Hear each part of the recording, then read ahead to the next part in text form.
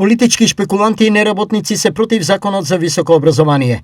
Си ги чуваат местата без да работат и бараат плати повисоки од 2000 евра. Вака премиерот Христијан Мицкоски ги опиша противниците на законот за високо образование кој влегува во владина процедура. Тие во суштина се плашат од новите критериуми за избор во звања.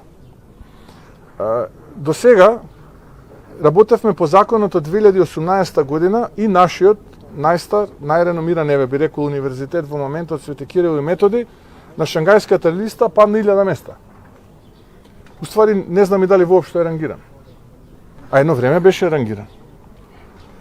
Сега тие сакаат да работат еден ден во неделата, сакаат плата 120-150 илјади денари, а не сакаат еден труд да напишат годишно.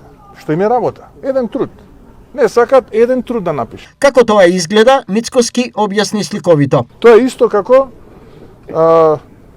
јас сега, како претседател на владата, да доаѓам на работа пола ден во неделата и да барам да имам 10 пати повисоки примања и да не одговарам за ништо во државата.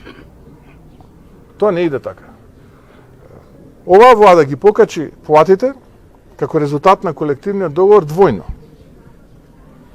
кај универзитетските работници. Во основа се работи за следново. Но суштината е таа. Не сакаат да работат. Сакаат да имаат 6 часа неделно, да ги затворат во еден ден, сакаат 120, 130, 150 илјади денари плата и ниеден труд да не пишуваат.